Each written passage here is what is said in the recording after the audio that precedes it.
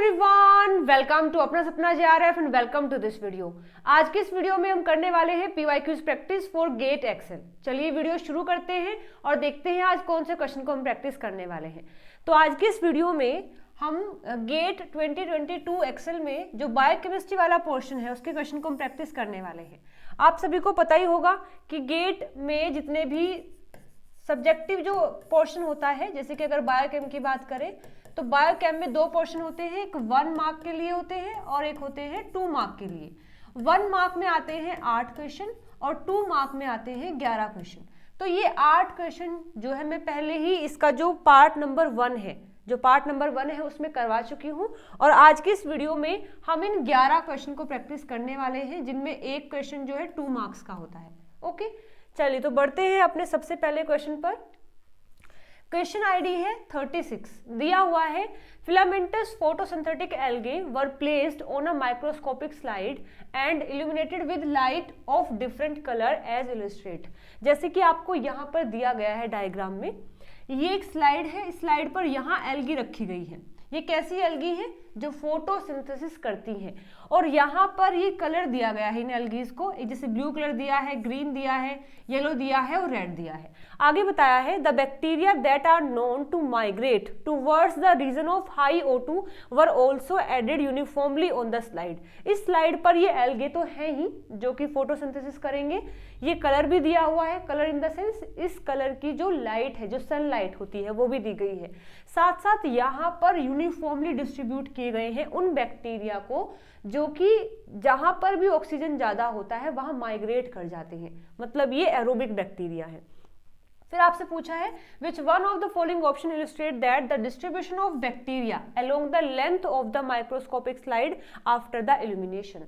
ये सब होने के बाद जो बैक्टीरिया है वो हर जगह बराबर नहीं रह जाते हैं, मतलब स्टार्टिंग में तो हमने बराबर रखे हैं हर जगह, लेकिन जैसे ही लाइट फॉल ऑफ होती है और एल्गी फोटोसिंथेसिस करना स्टार्ट कर देती है, उसके बाद ये बैक्टीरिया हर जगह प्रेजेंट नहीं होते हैं। तो यहाँ आपको इन ग्राफ की हेल्प से बताना है कि कहाँ पर बैक्टीरिया ज्यादा हो जाएंगे और कहाँ पर कम हो जाएंगे। ठीक है, तो देखिए क्वेश्चन बहुत ही आसान सा है, एक एक्सपेरिमेंट किया गया था इसमें सबसे पहले देखने के लिए। तो हमें पता है कि जैसे ही फोटोसिंथेसिस होता है, तो जब फोटोसिंथेसिस होता है तो वहां पर दो काम होते हैं। एक तो CO2 को फिक्स किया जाता है जिसमें कि कार्बोहाइड्रेट्स वगैरह बनते हैं, और दूसरा सिंबल ये है कि वहां पर O2 भी रिलीज होती है, क्योंकि फोटोसिंथेसिस में दो रिएक्शन होती है, एक डार्क एक लाइट। लाइट रिएक्शन में O2 निकलता है और जो डार्क रिएक्शन होती है उसमें CO2 को फिक्स किया जाता है। तो यानी फोटोसिंथेसिस जहां होगी वहां O2 रिलीज होगा, और जो सनलाइट हम देते हैं फोटोसिंथेसिस के लिए उसमें जो ब्लू लाइट होती है और उसमें जो रेड लाइट होती है, ये ऐसी लाइट है जहां पर फोटोसिंथेसिस सबसे ज्यादा होता है। यहाँ पर फोटोसिंथेसिस सबसे ज्यादा होता है। और यहीं पर अगर बात करें जो ग्रीन लाइट होती है, ग्रीन लाइट में फोटोसिंथेसिस सबसे कम होता है। तो जैसे हमने ये स्लाइड ली है, क्वेश्चन के अकॉर्डिंग हमने क्या किया है, इस तरीके से एक स्लाइड ली है। इस स्लाइड पर यहाँ हमने एल्गी रख दी गई है, ये एल्गी जो कि फोटोसिंथेसिस करेंगी, और यहाँ हमने लाइट भी दी है, देखो यहाँ जो लाइट दी है वो कैसी है, ब्लू ग्रीन येलो रेड। यहाँ ब्लू है, फिर ग्रीन है, फिर येलो है और फिर है रेड। तो जैसे ही यहाँ लाइट दी जाती है तो साथ में जो बैक्टीरिया भी रख दी गई है, ये बैक्टीरिया कैसे हैं? एरोबिक बैक्टीरिया हैं जो कि ऑक्सीजन से अपना काम चलाते हैं। तो जहाँ पर ऑक्सीजन ज़्यादा होगी ऑब्वियसली वहाँ पर ये जो बैक्टीरिया है माइग्रेट कर जाएंगे, और ऑक्सीजन ज़्यादा कहाँ होगी? ऑक्सीजन ज़्यादा वहाँ होगी जहाँ रेड और ब्लू लाइट होगी। यानी कि ये ब्लू लाइट है, ये वाले पोर्शन में O2 सबसे ज़्यादा होगी, क्योंकि यहाँ वाली जो एल्गी है वो ज़्यादा फोटोसिंथेसिस करेंगी। ऐसे ही जो रेड वाली पोर्शन में जो एल्गी आती हैं वे फोटोसिंथेसिस ज़्यादा करेंगे, तो यहाँ O2 ज़्यादा होगा। इसीलिए जो बैक्टीरिया यहाँ, ये जो ग्रीन और येलो वाले पोर्शन में बैक्टीरिया थे वो सारे माइग्रेट करके यहाँ आ जाएंगे या फिर यहाँ चले जाएंगे। तो जो ग्राफ हमें मिलेगा वो कुछ ऐसा होगा कि ब्लू में बड़ा होगा, फिर येलो में ग्रीन में कम नहीं होगा और फिर रेड में ज़्यादा होगा।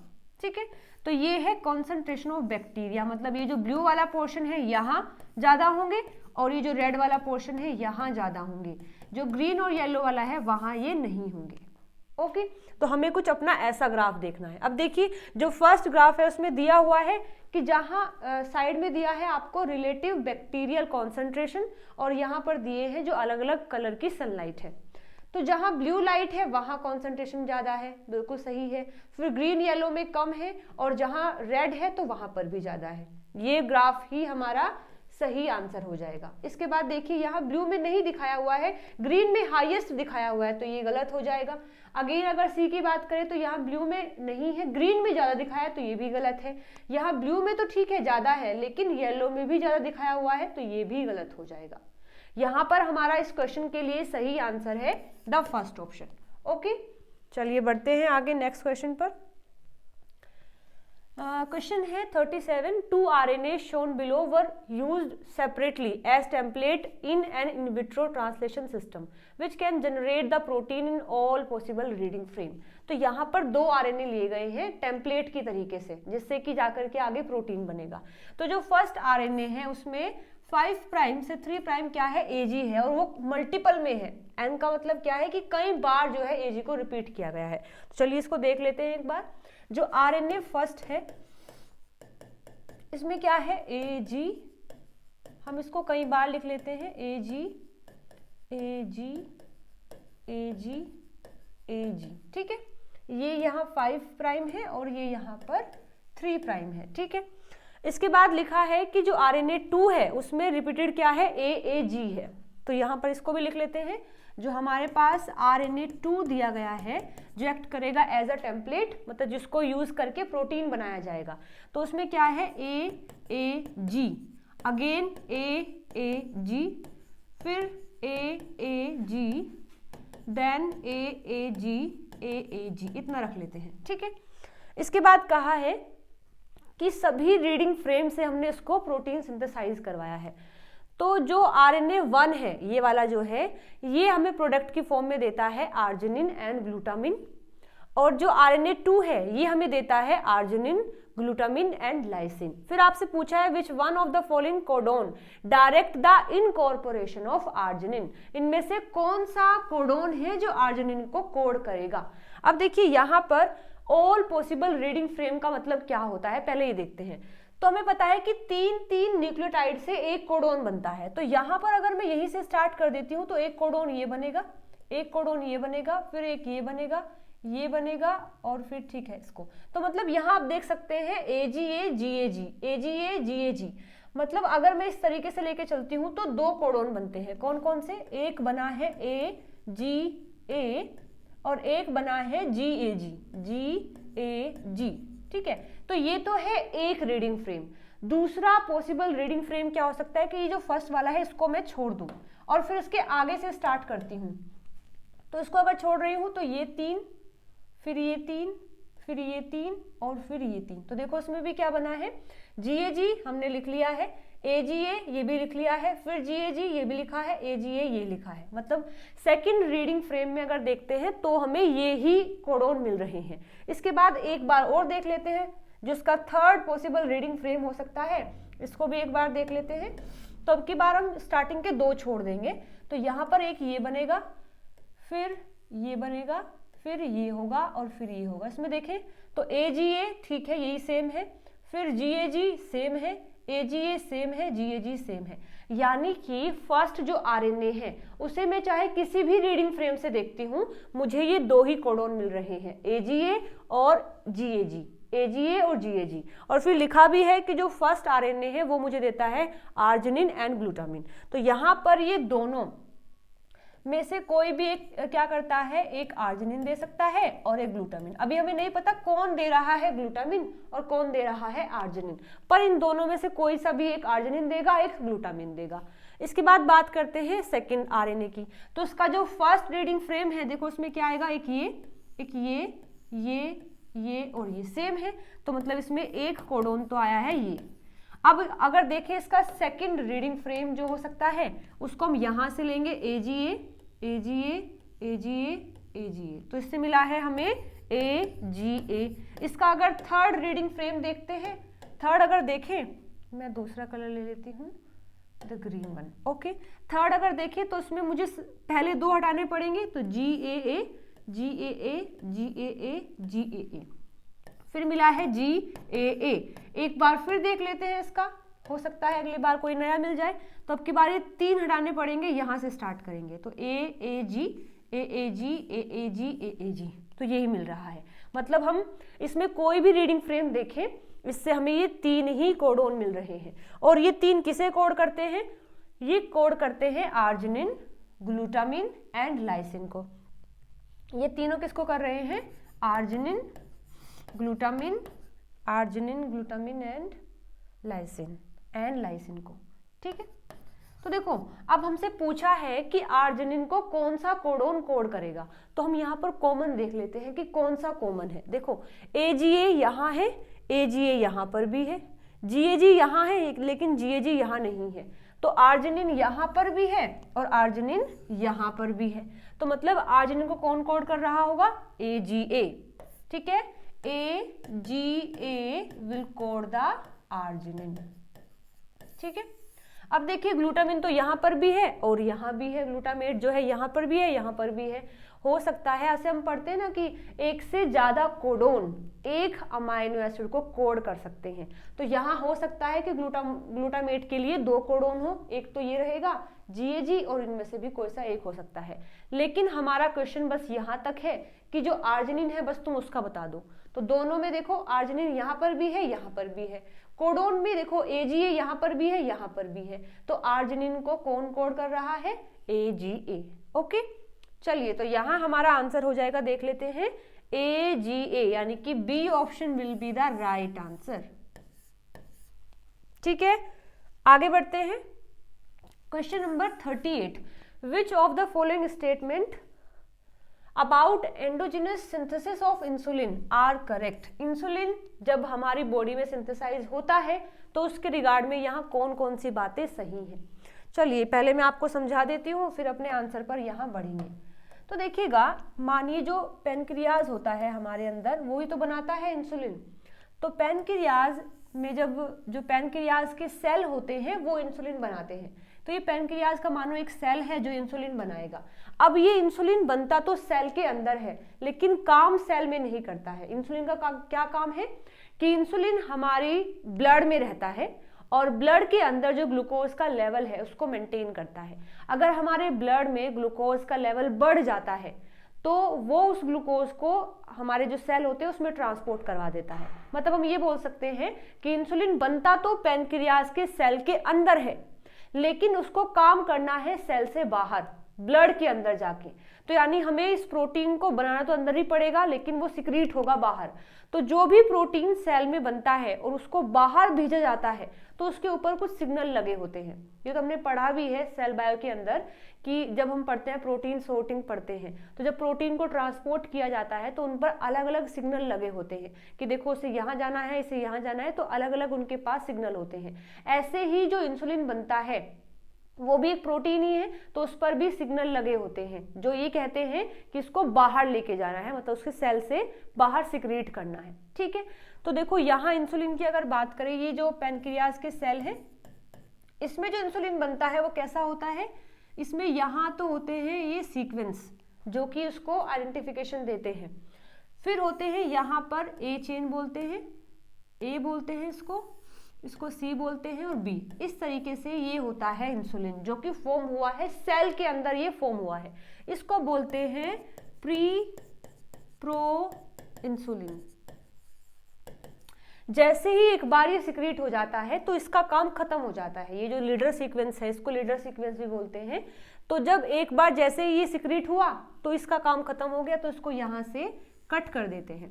यहाँ से कट करने के बाद बचता है ये वाला पार्ट ए सी बी वाला। ये अपने आप को फिर अरेंज करते हैं। किस तरीके से अरेंज करते हैं, देखो ये ए है, ये ऐसे अरेंज कर लेते हैं। यहाँ पर ये ए चेन है, ये सी है और ये है बी चेन। ये ए और बी आपस में जुड़े होते हैं with the help of disulphide bond, with the help of disulphide bond. और ऐसे ही ए में भी खुद से डाइसल्फाइड बॉन्ड की चेन होती है इस तरीके से, तो ये भी ऐसे बाइंड होते हैं। ठीक है, तो इसको बोलते हैं प्रो इंसुलिन, इसको बोलते हैं प्रो इंसुलिन। लेकिन अभी भी ये फंक्शनल नहीं है। ये कब होता है फंक्शनल? यहाँ पर ये जो सी पेप्टाइड होती है उसके पास ये दो कट लगते हैं, एक यहाँ पर एक यहाँ पर, फिर ये बनता है कुछ इस तरीके से। यहाँ ए चेन है, ये बी है, यहाँ डाइसल्फाइड की लिंकेज है, ऐसे ही यहाँ पर भी डाइसल्फाइड की लिंकेज है और यहाँ पर भी डाइसल्फाइड की लिंकेज है। ये ए पेप्टाइड है और ये बी पेप्टाइड है। अब इसको हम बोलते हैं इंसुलिन। ठीक है, तो सबसे पहले होता है प्रो इंसुलिन, फिर जब लीडर सीक्वेंस हट जाता है तो होता है प्रो इंसुलिन, और फिर जब सी पेप्टाइड भी हट जाती है तो होता है इंसुलिन। अब जाकर के ये फंक्शनल हुआ है, अब जाकर के ये काम करेगा। ठीक है, तो कुछ इस तरीके से होता है। अब देखो यहाँ अपने ऑप्शन को देख लेते हैं।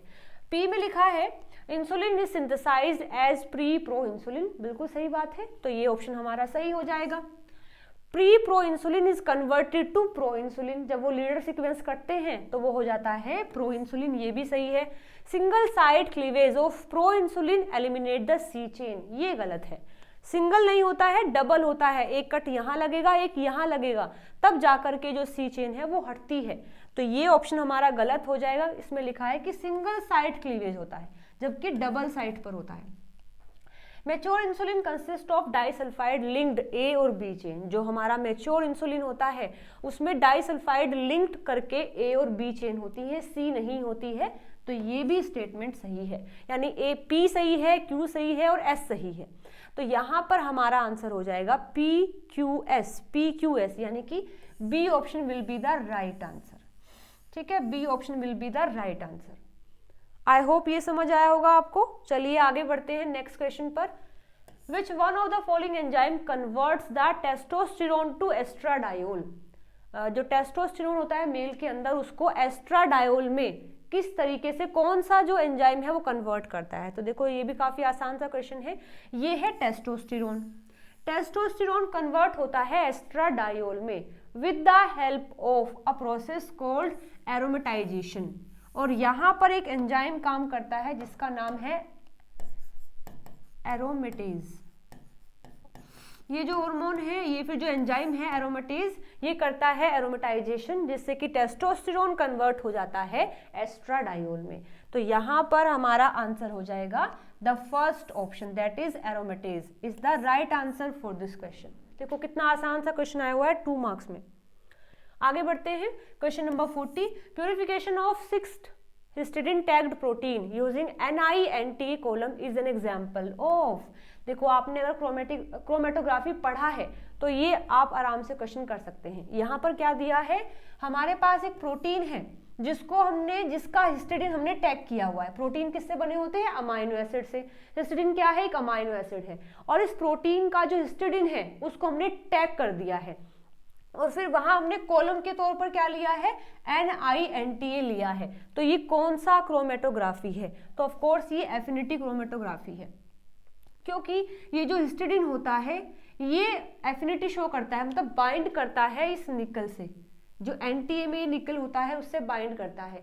तो जैसे हम अपने कॉलम के तौर पर NINTA को लेते हैं और प्रोटीन को वहां से ट्रांसफर करवाते हैं, तो वो प्रोटीन जिस पर हिस्टिडीन टैग होता है वो यहाँ जुड़ जाता है और अलग कर देते हैं, इसीलिए इसको बोलते हैं एफिनिटी क्रोमेटोग्राफी। एक बार मैं इसको समझा भी देती हूँ, देखिएगा। हिस्टिडीन NINTA क्रोमेटोग्राफी बोलते हैं इसको। Histidine NINTA chromatography is a purification method that use immobilized metal chelate affinity chromatography, जिसको हम IMAC भी बोलते हैं, to obtain the functional histidine tagged protein। किसको ऑब्टेन करने के लिए? ऐसा प्रोटीन जिस पर जो हिस्टिडीन है वो टैग होता है, उस प्रोटीन को सेपरेट आउट करने के लिए हम क्या करते हैं? एक मेटल का चिलेट और मतलब कि कंपाउंड लेते हैं। NINTA का मतलब क्या होता है? NINTA स्टैंड फॉर निकल नाइट्राइलो ट्राई एसिटेट एसिड, ये पूरा एक कंपाउंड होता है, ठीक है, जिसका नाम क्या है? निकल nitrilo acetate, nitrilo try acetate. देखो जैसे यहाँ पर ये डायग्राम आप देख सकते हैं, इसमें 3 एसिटिक एसिड होते हैं, 1, 2 और 3, ये 3 एसिटिक एसिड होते हैं और बीच में होता है निकल। तो ये पूरा एक कंपाउंड होता है जिसको हम कॉलम की फॉर्म में यहाँ लेते हैं, जो हमारा क्रोमेटोग्राफी का इस तरीके से होता है यहाँ पर। तो यहाँ हमने जोड़ा हुआ है ये NINTA, इस तरीके से NINTA इस तरीके से इमोबिलाइज किया हुआ है। तो जैसे ही हम प्रोटीन को यहाँ से भेजना स्टार्ट करते हैं तो जिस भी प्रोटीन पर हिस्टिडीन टैग होगा वो यहाँ आकर के ऐसे जुड़ जाएगा। देखो ये प्रोटीन है और इस पर ये हिस्टिडीन टैग्ड है, तो ये आकर के इस निकल के साथ में बॉन्ड बना लेते हैं, मतलब जुड़ जाते हैं। तो बाकी जो प्रोटीन है जिन पर टैग नहीं है वो वापस निकल जाएंगे और जिन पर टैग है वो यहाँ आकर के बाइंड हो जाते हैं। इस तरीके से हम उस प्रोटीन को सेपरेट आउट कर लेते हैं। Which is a nickel 2 ion that has been coupled to the nitrile triacetic acid. NINTA can then be coupled to agarose resin or magnetic beads for IMAC. मतलब यहाँ इसको immobilize कर दिया जाता है। The histidine tagged and NINTA interaction is based on the selectivity of NINTA resin for the protein containing a affinity tag of 6 और मोर histidine residue. अगर किसी प्रोटीन में 6 या उससे ज्यादा हिस्टिडीन रेजिड्यू हो तो वो आकर के वहां जुड़ जाता है। ठीक है, तो देखिए इस तरीके से जो प्यूरिफिकेशन करते हैं हम उस प्रोटीन का NINT कॉलम की हेल्प से, this is the example of affinity chromatography. So first option will be the right answer. चलिए बढ़ते हैं आगे। Question number 41, which of the following carbohydrates have a beta 1,4 glycosidic linkage? This is the question of MSQ। MSQ क्यों है? क्योंकि लिखा है एक भी हो सकता है, एक से ज्यादा भी हो सकते हैं। तो क्या है क्वेश्चन में? Beta 1,4 glycosidic linkage. अब ये ग्लाइकोसिडिक लिंकेज क्या होती है? अगर आपने कार्बोहाइड्रेट्स के बारे में पढ़ा है तो आपको पता होगा यहाँ पर जो कार्बोहाइड्रेट्स होते हैं इनमें जो मोनोमर होते हैं वो जुड़े होते हैं with the help of glycosidic linkage. तो यहाँ बीटा 1 का मतलब क्या है कि जो फर्स्ट यूनिट है उसका फर्स्ट कार्बन लिया गया है और जो सेकेंड यूनिट है उसका लिया गया है फोर्थ कार्बन और उनको ऐड किया गया है। जैसे देखो यहाँ डायग्राम की हेल्प से मैं आपको समझाती हूँ। काइटिन जो होता है, वेट अ मिनट, काइटिन क्या है? फंगस की जो सेल वॉल होती है वो काइटिन से बनी होती है।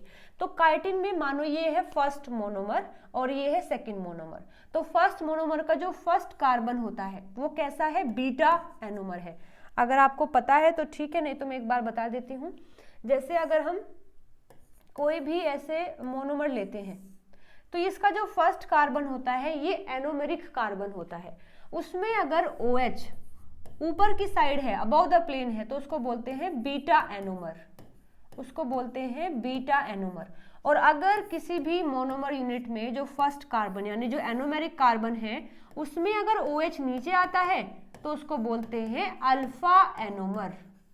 ठीक है, तो यहाँ पर देखिए आप, इसमें जो OH है वो यहाँ ऊपर था जिसने बॉन्ड बनाया है इस दूसरे मोनोमर के साथ में। ये भी कैसा है? इसका ये फर्स्ट कार्बन है, ये सेकंड है, ये थर्ड है और ये फोर्थ है। तो बॉन्ड किस किस के बीच में बना है? बीटा 1 और फोर्थ, इसका फोर्थ कार्बन, इसका फर्स्ट कार्बन, और ये क्या है? बीटा एनोमर है। तो इस बॉन्ड को हम बोलते हैं बीटा 1,4 ग्लाइकोसिडिक लिंकेज। तो काइटिन में बीटा 1,4 ग्लाइकोसिडिक लिंकेज मिलती है। इसके बाद बात करें सेलुलोज की, तो सेलुलोज क्या होता है? Is the polymer of glucose, वो भी कौन सा? Beta glucose. तो यहाँ पर देखिए ये क्या है? हमारा बीटा है जिसमें कि OH ऊपर था, जिसमें H रिलीज होकर के इस O ने बॉन्ड बनाया है इस दूसरे के साथ में। तो इसका ये फर्स्ट कार्बन है, तो बीटा का फर्स्ट कार्बन है और जो दूसरा मोनोमर है उसका फोर्थ कार्बन है। फर्स्ट, सेकेंड, थर्ड, फोर्थ, ये फोर्थ कार्बन है। तो उसको बोल देंगे बीटा 1,4 ग्लाइकोसिडिक लिंकेज। तो सेलुलोज में भी बीटा 1,4 ग्लाइकोसिडिक लिंकेज ही होती है।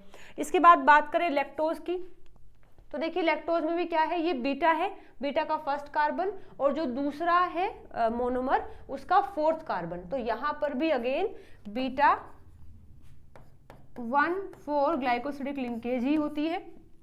यहाँ बात करें माल्टोज में, तो देखो माल्टोज में क्या होता है? अल्फा ग्लूकोज होता है।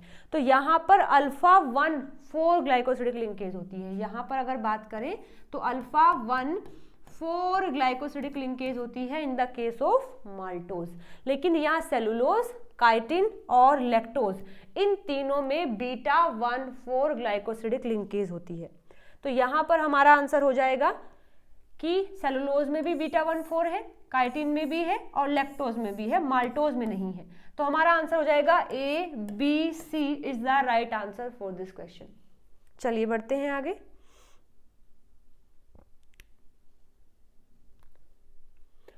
42 दिया है which of the following statement about the IgA is are correct.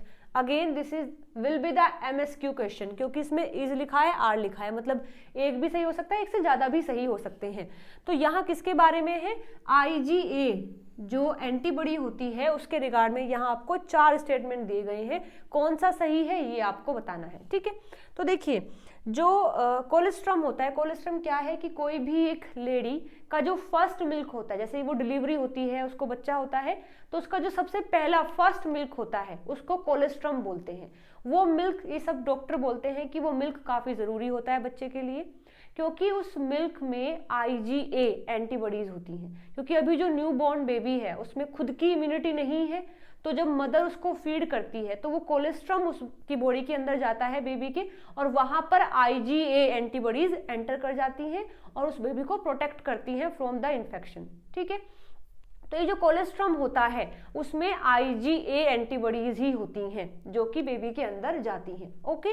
तो यहाँ पर ये फर्स्ट में लिखा क्या है कि it is secreted into the colostrum, बिल्कुल सही बात है। कोलेस्ट्रम क्या है? First milk of the mother is called colostrum, और उस कोलेस्ट्रम में कुछ एंटीबॉडीज होती हैं, वो IgA ही है, ठीक है। तो हमारा जो फर्स्ट ऑप्शन है will be the right answer. IgA it is secreted into the colostrum. आगे देखिए लिखा है it is transported across the cell by transcytosis. Cell से जब उसको पास करना होता है तो वो ट्रांससाइटोसिस की हेल्प से जाती है। अब ये क्या होता है देखो मैं समझा देती हूँ। यहाँ पर देखिए ये है मेरे पास जो म्यूकोसल ल्यूमेन होता है, ये म्यूकोसल सेल है। म्यूकोसल सेल में 2 साइड होती हैं, एक होती है एपिकल साइड और ये जो नीचे वाली होती है इसको बोलते हैं बेसोलेटरल साइड। अब ये जो बेसल जो साइड होती है उसमें यहाँ ये रिसेप्टर्स लगे होते हैं। ये किसके लिए रिसेप्टर हैं? IgA के लिए रिसेप्टर होते हैं, इनको रिसेप्टर्स बोलते हैं। अब यहाँ पर ये जो IgA एंटीबॉडीज होती हैं वो आकर के इस रिसेप्टर से बाइंड कर जाती हैं। जैसे रिसेप्टर से बाइंडिंग होती है तो फिर ये अंदर वेसिकल की फॉर्म में सेल के अंदर आ जाती है। इसको बोलते हैं एंडोसाइटोसिस, मतलब जब सेल कुछ इनगल्फ करता है, लेता है, तो उसको एंडोसाइटोसिस बोलते हैं। तो यहाँ पर ये जो म्यूकोसल सेल है उसने सबसे पहले क्या होता है? बाइंडिंग होती है।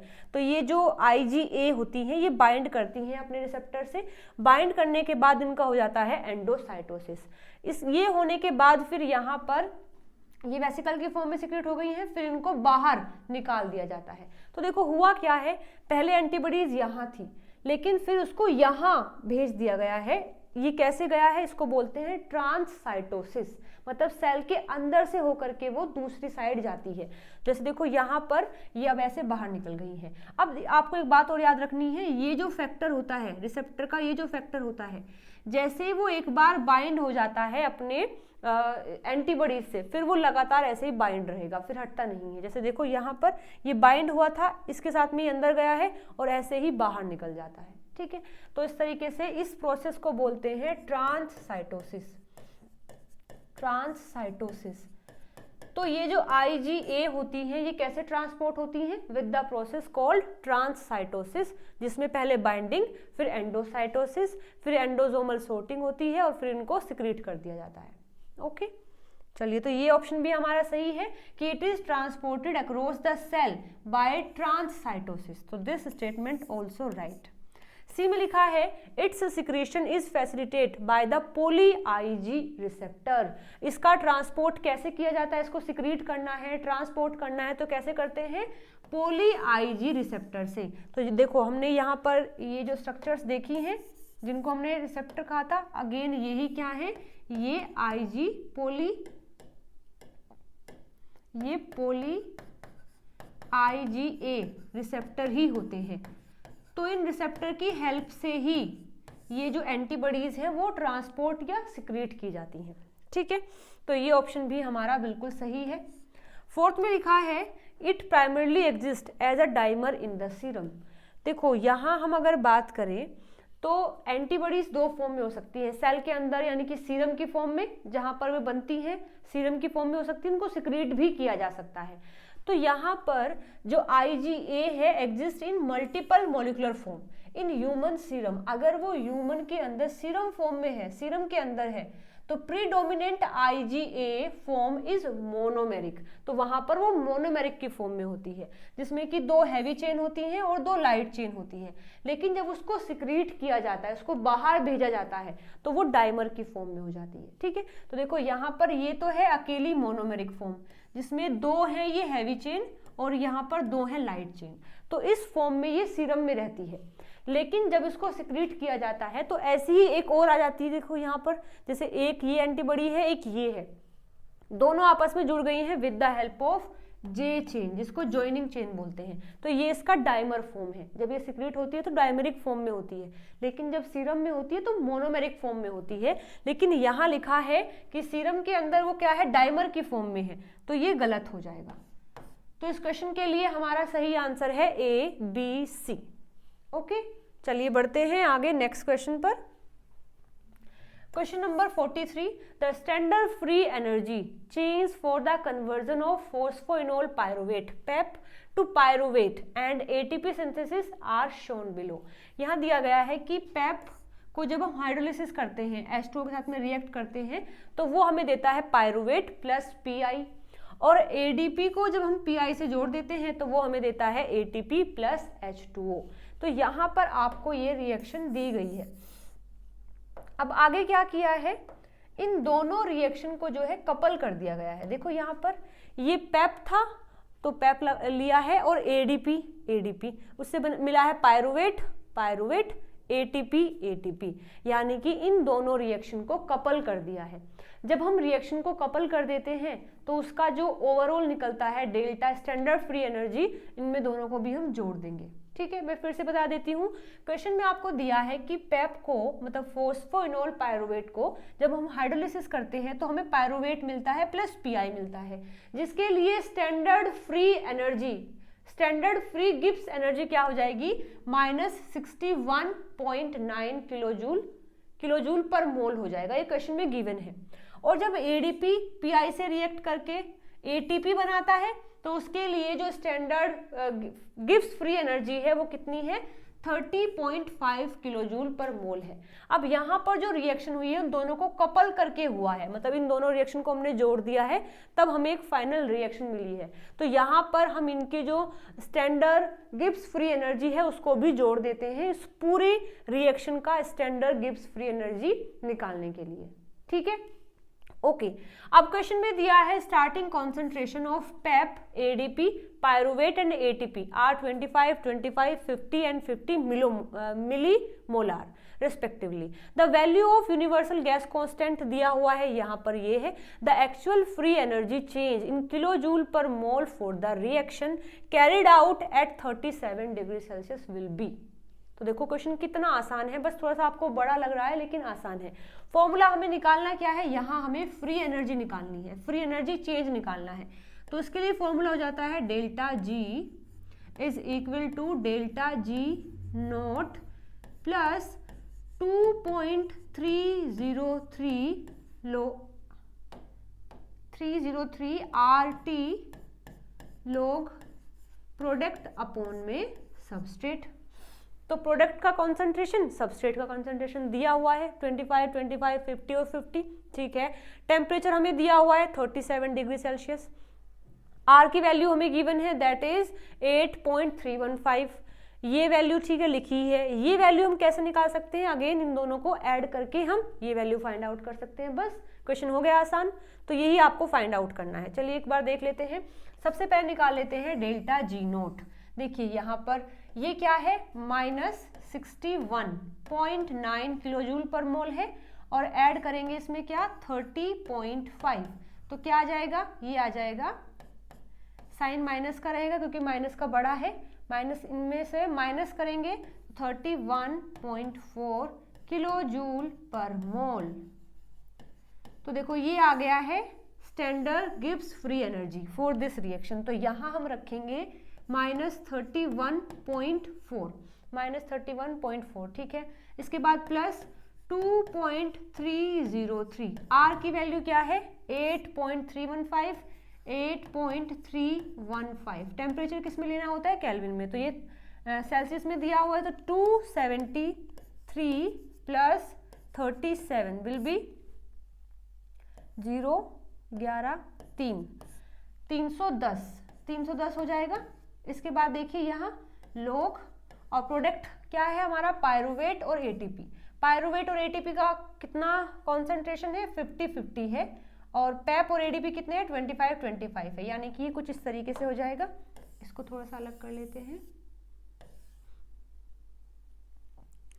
यहाँ पर ये हो जाएंगे लोग 50 मल्टीप्लाई 50 और 25 मल्टीप्लाई 25, ठीक है। इसके बाद देखिए इन सभी की मल्टीप्लाई करेंगे तो -31.4 प्लस इसका मल्टीप्लाई करना होगा। यहाँ पर देखिए लोग की वैल्यू 25 से 50 2 टाइम, 25 से 50 2 टाइम, तो यहाँ आ गया लोग 4।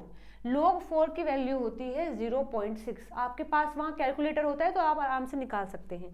तो यहाँ पर आ गया है लोग 4 की वैल्यू होती है 0.6। अब यहाँ आपको फाइंड आउट करना है इन तीनों का मल्टीप्लाई करना है। एक बार मैंने फाइंड आउट किया हुआ है, मैं देख लेती हूँ।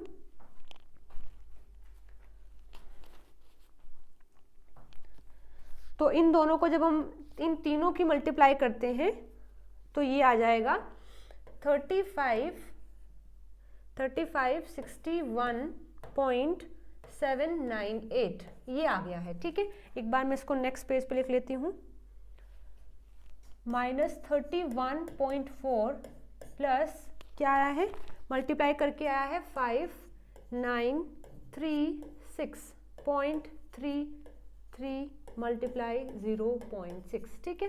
तो देखिए यहाँ पर जब हम इसकी मल्टीप्लाई करेंगे 0.6 में तो क्या आएगा, इसकी मल्टीप्लाई करके आया है, इन दोनों की मल्टीप्लाई करके आया है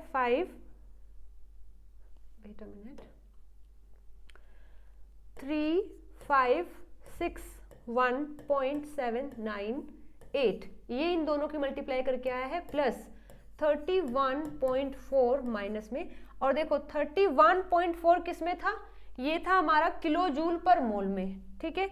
तो यहाँ लिखेंगे ये है किलो जूल पर मोल में है, लेकिन ये जो आया है ये किस में है जूल पर मोल में है। क्यों, क्योंकि देखो यहाँ पर जो गैस कांस्टेंट है वो जूल पर मोल में है, लेकिन हमें आंसर भी किस में निकालना है किलो जूल पर मोल में निकालना है।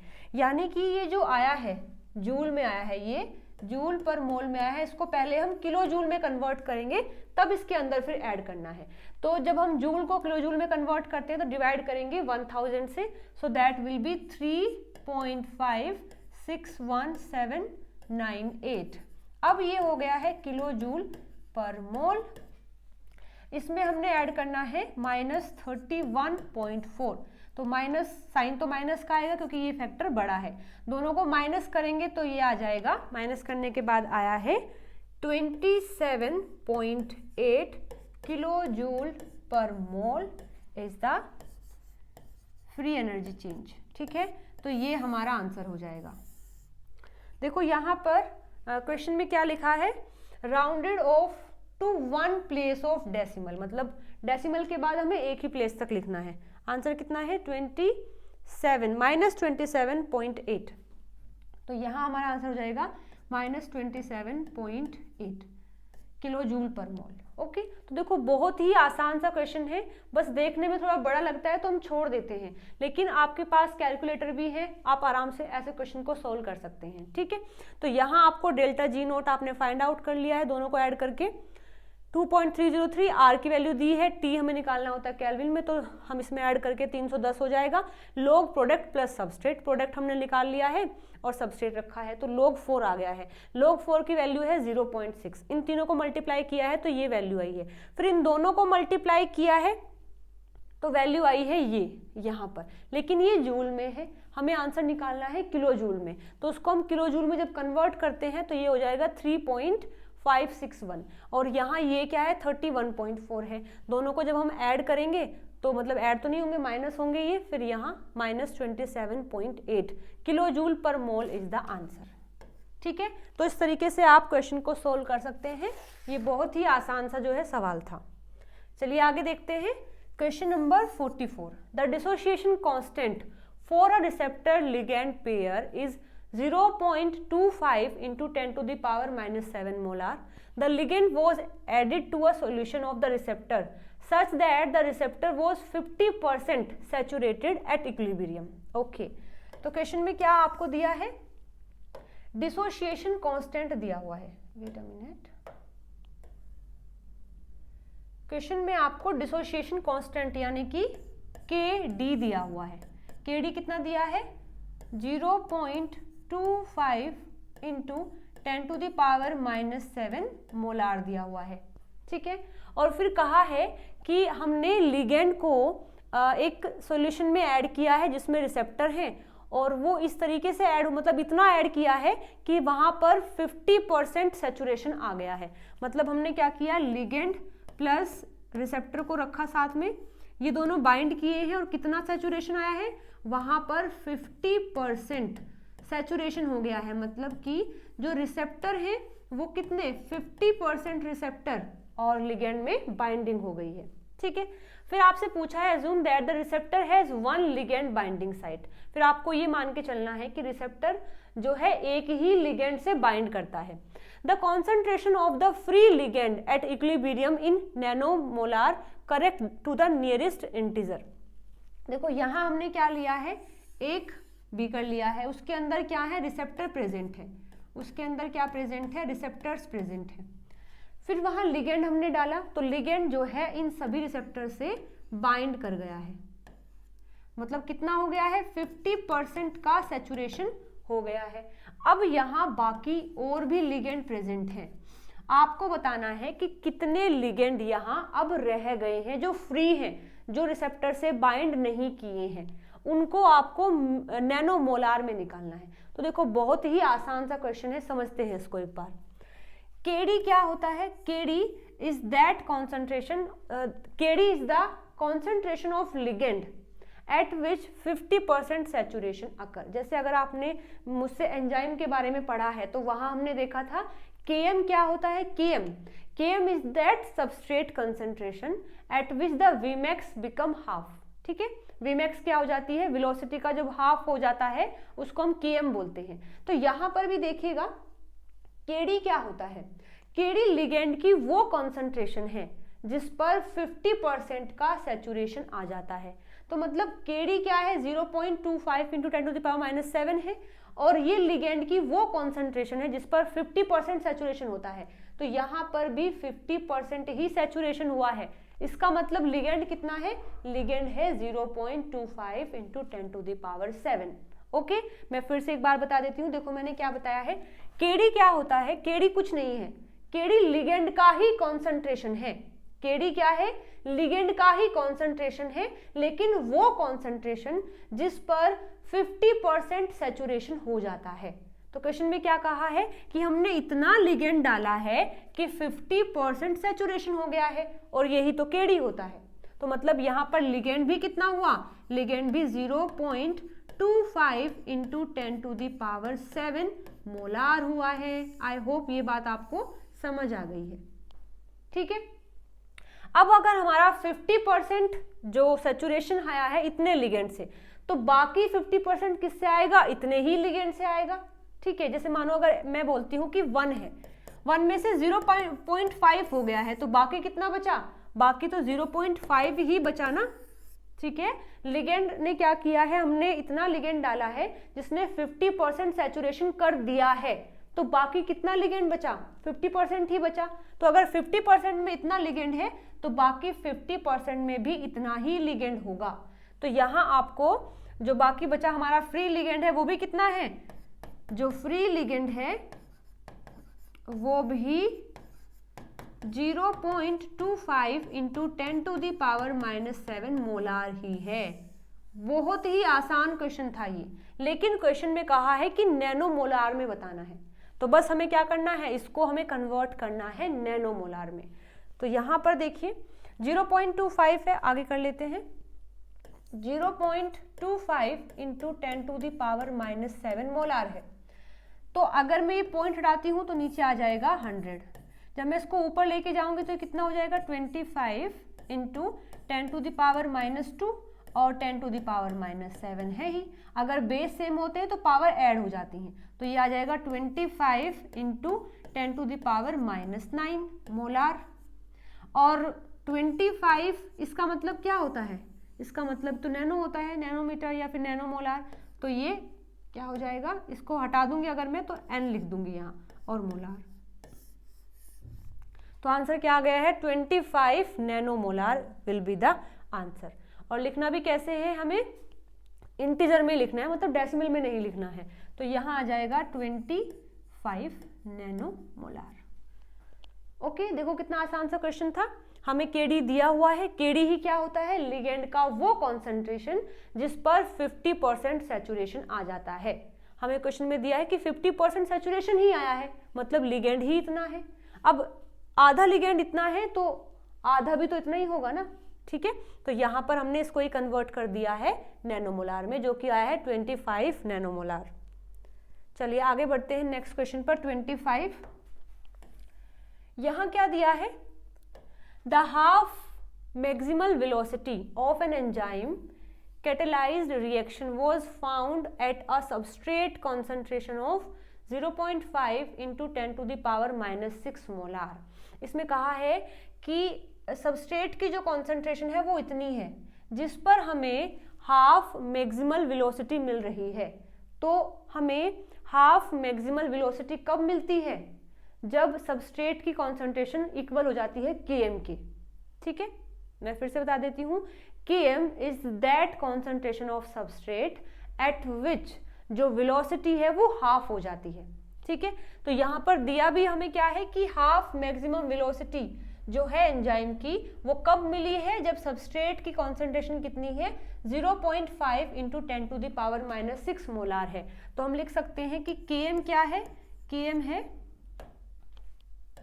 यहाँ पर Km क्या है 0.5 इंटू 10⁻⁻6 मोलार है, ठीक है।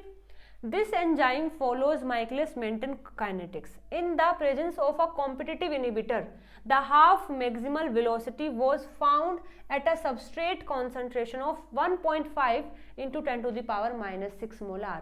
यानी कि उस सेम एंजाइम में क्या हुआ है, कॉम्पिटिटिव इनिबिटर हो गए, मतलब कि उसका इनिबिशन हो गया है, वो भी कैसा, कॉम्पिटिटिव इनिबिशन हो गया है। तो उसकी जो Km की वैल्यू है वो चेंज हो गई है। ये तो हम पढ़ते भी हैं कि Km पहले अलग होता है, लेकिन जैसे ही कॉम्पिटिटिव इनिबिशन होता है तो वहां पर Km की वैल्यू चेंज हो जाती है। तो जब चेंज होकर के आती है उसको हम लिखते हैं Km डैश। तो ये कितना दिया हुआ है, ये हमें दिया है 1.5 इंटू 10⁻⁻6 मोलार, यानी कि विदाउट इनिबिटर तो Km की वैल्यू ये होती है उस एंजाइम के लिए। लेकिन जब इनिबिटर आकर के बाइंड हो जाता है तो वहां पर Km की वैल्यू 1.5 इंटू 10⁻⁻6 मोलार हो गई है। ओके, आगे पूछा है given that the enzyme inhibitor pair has a dissociation constant of 2 into 10⁻⁻7 m। यहाँ पर Ki क्या है, अब Ki दिया हुआ है आपको 2 इंटू 10⁻⁻7 मोलार। Ki क्या होता है, देखो ये है एंजाइम और ये है सबस्ट्रेट, ठीक है। ये तो होता है डिसोसिएशन कांस्टेंट और यहाँ पर ये है एंजाइम और ये आ गया है इनिबिटर, तो इसके लिए हम लिखते हैं Ki। और अगर सबस्ट्रेट और एंजाइम है तो इसके लिए लिखते हैं हम Km, ठीक है। अगर सबस्ट्रेट और एंजाइम यानी कि नॉर्मल कंडीशन है तो Km से हम रिप्रेजेंट करते हैं इसका डिसोसिएशन कांस्टेंट। और अगर एंजाइम है और इनिबिटर आ गया है तो अब हम Km न लिख करके उसको Ki लिखते हैं। तो यहाँ पर हमें Ki भी दिया हुआ है, कितना 2 इंटू 10⁻⁻7 मोलार। इसके बाद the concentration of the competitive inhibitor in micromolar. अब आपको बताना क्या है, आपको इनिबिटर का कॉन्सेंट्रेशन बताना है किसमें, माइक्रोमोलार में। ये क्वेश्चन है हमारा। तो इसके लिए फॉर्मूला क्या होता है, अगर हमें इनिबिटर के बारे में जानना होता है तो फॉर्मूला होता है alpha is equal to 1 plus I upon में के आई, ये होता है फॉर्मूला। हमें निकालना क्या है, हमें आई निकालना है। के आई हमें गिवन है 1, तो ठीक है। अल्फा की वैल्यू कैसे निकालेंगे, तो कॉम्पिटिटिव इनहिबिटर के लिए अल्फा की वैल्यू कैसे फाइंड आउट करते हैं, देखो ये सब तो हमें गिवन है, ये सब तो हमें गिवन है। अल्फा की वैल्यू कैसे निकालते हैं, देखिए जो के एम डैश होता है इज इक्वल टू अल्फा के एम। अगर आपने ये पढ़ा है तो बहुत अच्छी बात है, नहीं पढ़ा है तो मैं आपको बता देती हूँ कि जब कॉम्पिटिटिव इनहिबिशन होता है तो वहां पर जो के एम है वो अल्फा टाइम बढ़ जाता है, ठीक है।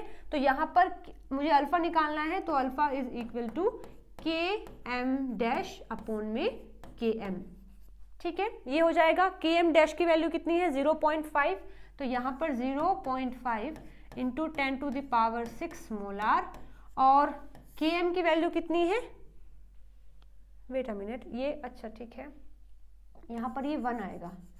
के एम डैश कितना है 1.5 और ये है 0.5 इंटू 10⁻⁻6 मोलार। इससे ये कैंसिल आउट, पॉइंट से पॉइंट चला गया, 5 से 3 टाइम कट करेगा, यानी अल्फा की वैल्यू कितनी आई है 3 आई है। मतलब क्या हुआ, मतलब ये हुआ कि इनहिबिशन से पहले जो के एम की वैल्यू थी वो तो थी, लेकिन इनहिबिशन के बाद वो 3 टाइम बढ़ गई है, वो 3 टाइम ज़्यादा हो गया है के एम का वैल्यू, ठीक है। तो यहाँ पर हमारे पास अल्फा भी है, अब मुझे निकालना है आई, तो फॉर्मूला क्या हो जाएगा, इसको रीअरेंज करेंगे, पहले अल्फा है 1 को लेके जाएंगे, तो अल्फा -1 ये हो जाएगा, और यहाँ ये डिवाइड में है तो इधर जाकर के मल्टीप्लाई में, यानी के आई। तो इस तरीके से हम इस फॉर्मूले से आई निकाल सकते हैं, ठीक है। तो ये फॉर्मूला है हमारा।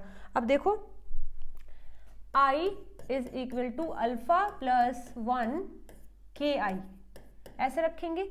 अल्फा की वैल्यू क्या है 3 प्लस 1, नहीं प्लस नहीं आएगा, प्लस कैसे लिखा, माइनस, यहाँ माइनस आएगा, -1 और के आई की वैल्यू क्या है, के आई की वैल्यू है 2 इंटू 10⁻⁻7, 2 इंटू 10⁻⁻7 मोलार। तो ये कितना हो जाएगा 2 इंटू 2 इंटू 10⁻⁻7 मोलार, यानी कि 4 इंटू 10⁻⁻7 मोलार। हमसे पूछा क्या है, पूछा है माइक्रो मोलार में निकालिए। तो अगर थोड़ा सा इसको मैं रीअरेंज कर लेती हूँ तो ये क्या हो जाएगा 4, इसमें मैं 10⁻⁻6 अलग रख लूँ, -1 अलग रख लेती हूँ, तो 10⁻⁻1 मल्टीप्लाई 10⁻⁻6 मोलार, ठीक है। तो 4 इंटू 10⁻⁻1, और इसी को हम क्या लिखते हैं माइक्रो, तो ये माइक्रो मोलार हो जाएगा।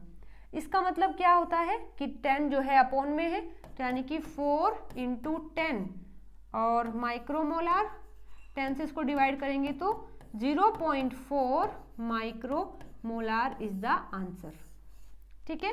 तो कितना इनहिबिशन है वहाँ, मतलब जो इनहिबिटर है उसका कॉन्सेंट्रेशन कितना है 0.4 माइक्रोमोलार। तो यहाँ पर हमारा आंसर आ जाएगा 0.4। लिखा भी क्या है कि rounded off to 1 place of decimal, decimal के बाद 1 प्लेस तक लिखना है, तो 0.4 माइक्रोमोलार। तो ये हमारा आंसर हो जाएगा 45 क्वेश्चन के लिए। चलिए बढ़ते हैं आगे।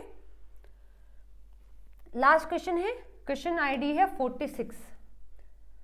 देखिए क्या दिया है इस क्वेश्चन में, अ 40 times diluted sample of single standard RNA gave an A260 of 0.01. The concentration of the single stranded RNA before the dilution in microgram per ml was. आपको क्वेश्चन में दिया है कि हमारे पास एक सैंपल है जिसमें हमने सिंगल स्टैंडर्ड आरएनए लिया है, उसको 40 टाइम डाइल्यूट कर रखा है और उसकी जो एब्जॉर्बेंस है वो कितनी आई है 0.01 आई है। तो देखो इसके लिए थोड़ा सा आपको पहले पता होना चाहिए कि जो सिंगल स्टैंडर्ड आरएनए होता है इसका जो एब्जॉर्बेंस है वो 1 आता है। कब आता है 1? जब इसकी कॉन्सेंट्रेशन 40 माइक्रोग्राम पर ml होती है। यानी कि अगर मेरे पास किसी सैंपल में 40 माइक्रोग्राम पर ml सिंगल स्टैंडर्ड आरएनए है तो एब्जॉर्बेंस 1 आती है। ओके, अब हमें कहा है कि एब्जॉर्बेंस कितनी है 0.01 है। तो अगर वंस मतलब 1 कब आती है, जब 40 होता है। तो 0.01 कब आएगी, ये भी हम फाइंड आउट कर सकते हैं। देखो उसको निकालने का तरीका क्या होता है, इसको निकालने का तरीका हो जाएगा क्रॉस मल्टीप्लाई करेंगे। तो x is equal to 0.01 into 40, ठीक है।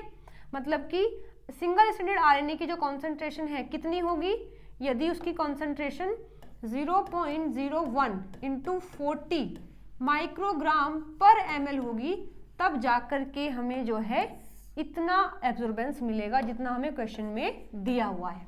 यहां तक बात समझ आ गई है। आगे देखिए लिखा क्या है, the concentration of the single standard RNA before the dilution, dilute करने से पहले उसकी कॉन्सेंट्रेशन कितनी थी, ये हमें फाइंड आउट करना है। तो इसको कैसे फाइंड आउट कर सकते हैं, देखिए अगर हमें ये मिला है, जब हमारे पास ये कॉन्सेंट्रेशन है, फिलहाल हमारे पास सैंपल में ये कॉन्सेंट्रेशन है माइक्रोग्राम पर ml, जिससे हमें इतना एब्जॉर्बेंस मिला है। ओके, अब हमें देखना है कि 40 टाइम हमने डाइल्यूट किया था, तो उसमें हम क्या करेंगे, उसको 40 से मल्टीप्लाई करेंगे, तो उससे पहले का निकल जाएगा, जो कॉन्सेंट्रेशन है वो उससे पहले की निकल जाएगी। तो एब्जॉर्बेंस में देखो, अब इसको हम यहाँ से हटाएंगे तो नीचे आ जाएगा 100, 0 से 0 चले गए हैं, 0 से 0 चला गया है, कितना बचा 4 इंटू 4 माइक्रोग्राम पर ml बचा है, यानी कि 16 माइक्रोग्राम पर ml इज द आंसर। और लिखना भी किस में है, नियरेस्ट इंटीजर की फॉर्म में ही लिखना है, तो ये हो जाएगा 16, that will be the answer, ठीक है। तो यहाँ पर जितने भी क्वेश्चन आए हैं गेट के अंदर वो सब हमने क्लियर किया है। अभी गेट एक्सेल 2022 का जो बायोकेम वाला पार्ट है, बायोकेमिस्ट्री वाला जो पार्ट है, वो हमने कंप्लीट कर लिया है। अभी आगे हम स्टार्ट करेंगे 2021 के लिए। तो अगर आपको वीडियो पसंद आई है तो लाइक शेयर सब्सक्राइब जरूर से करना, और कोई अगर डाउट है तो कमेंट करके मुझसे जरूर पूछना। चलिए मिलते हैं अगली वीडियो में नए क्वेश्चंस के साथ में। Till then bye bye, take care.